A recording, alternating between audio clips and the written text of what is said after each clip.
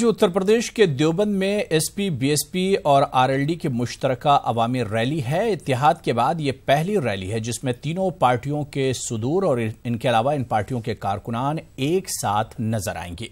मायावती और अखिलेश यादव, इनके अलावा अजीत सिंह एक स्टेज से अवामी रैली को खिताब करेंगे। आपको बता दें कि यूपी में 80 लोकसभा सीटें हैं जिन पर मुकाबला जबरदस्त होने वाला है। कांग्रेस एक तरफ तो दूसरी तरफ बीजेपी और तीसरी तरफ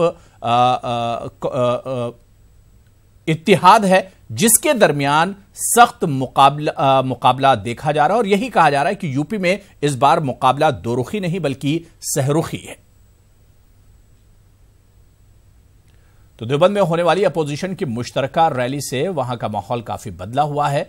चुनावी माहौल में क्या कहते हैं देवबंद के लोग, आइए सुनते हैं। सबसे बड़ी चीज यह है कि मुसलमानों के साथ या हिंदुओं के साथ कोई भी मसला हो, सबके साथ बराबर का सलूक करना चाहिए, सबको पूरा हक देना चाहिए।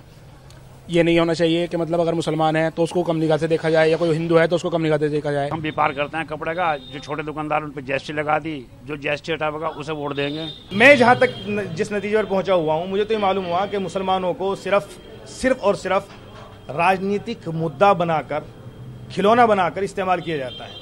ये मुल्क की बदकिस्मती है कि जिस शहर में आकर देवबंद में आप ये इंटरव्यू कर रहे हैं, यहाँ से तहरीकें चली और हिंदुस्तान के अंदर आज़ादी से लेकर और आज़ादी के बाद तक मुल्क में मुल्क के इत्तेहाद, मुल्क के पीस, मुल्क की एकजहती के लिए देवबंद ने हमेशा पैगाम दिया।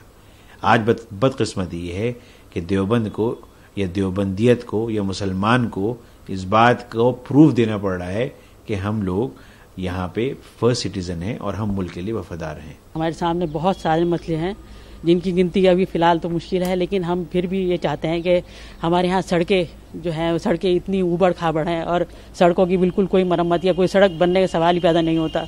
और हमारी औरतें जो हैं वो घर में रहती हैं, हालांकि एजुकेशन के बाद भी उनका ये होना चाहिए कि उनके लिए एक बहुत बड़ा कोई वो होना चाहिए। ये छोटे छोटे काम ऐसे हैं जो औरतों को घर में रह के मतलब दिए जा सकते हैं, किए जा सकते हैं। कुछ गरीबों की तरफ नहीं देखते, कितनी ज़्यादा गरीबत हो रही है, उनको काम दिलाना चाहिए। लेडीज़ को घर बैठे हुए एटलीस्ट सिलाई का काम या जो लेडीज़ बाहर नहीं निकल सकती उनको काम दिलाना चाहिए। लेकिन बस जब तक इलेक्शन रहता है, वोटिंग जब तक होती है ठीक है, जब तक उसके बाद तो फिर सब ऐसे हो जाता है, कोई सी भी पार्टी हो, कुछ भी हो, सब ऐसे हो जाता है कि फिर कुछ हुआ ही नहीं है।